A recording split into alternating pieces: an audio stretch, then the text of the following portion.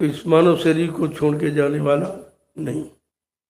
कितना बड़ा वादा है, फिर भी आप भूल गए, फिर भी भ्रमित हो गए, फिर भी शंका में आ गए, स्वार्थी लोभी लालचियों के चक्कर में फंसकर आपने अच्छे सच्चे रास्ते को छोड़ दिया है। अब रोने के सिवा और पछताने के सिवा, आंसू बहाने के सिवा आपके पास कुछ नहीं बचा।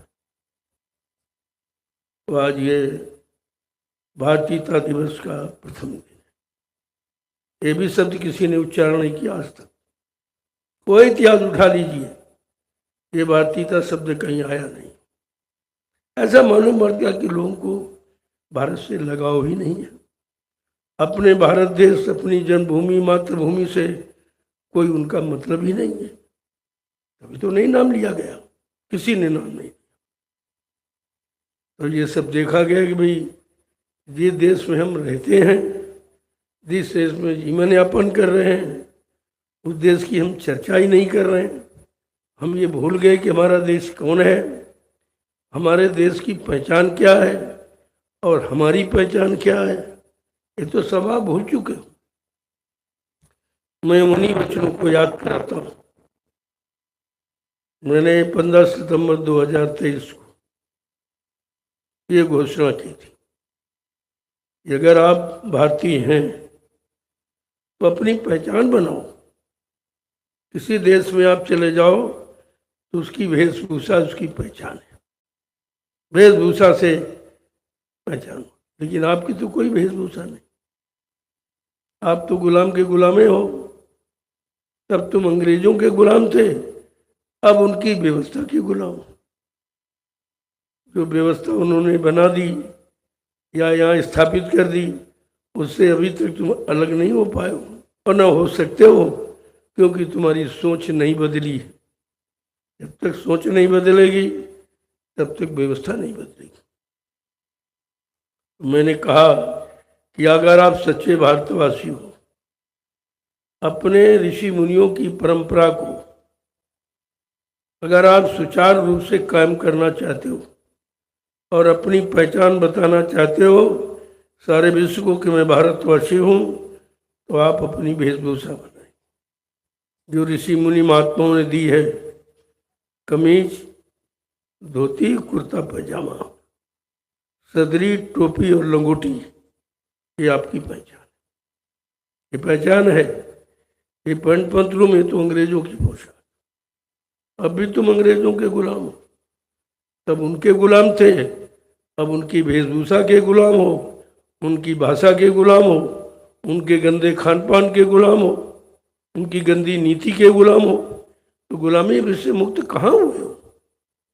और ये कोई आपको बताएगा नहीं, हमारे सिवा कोई नहीं बताएगा पूरे हिंदुस्तान में। मैं हिंदुस्तान की बात करता हूँ। कोई आपको नहीं बताएगा कि आप हकीकत में भारतवासी हैं कि नहीं। मैं बता रहा हूँ, अगर हम भारतवासी होते तो आज हमारे भारत की गौरव गरिमा जो आदिकाल से है, विश्व गुरु। मैंने कहा अगर आप हिंदुस्तानी हो, तुम्हारी मातृभाषा हिंदी और संस्कृत है अपनी, लेकिन विदेशी भाषा का कितना सम्मान है।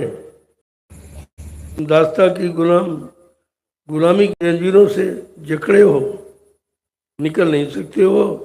बगैर संत महापुरुषों की दया के कोई नहीं निकल सकता, कोई भी नहीं निकल सकता, चाहे राजा हो चाहे प्रजा हो चाहे। दूसरी बात, भारतीय नारी, तीसरा बिंदु हमारा कि भारतीय नारी एक पहचान है, अलग पहचान, जिनकी तुम पूजा करते हो।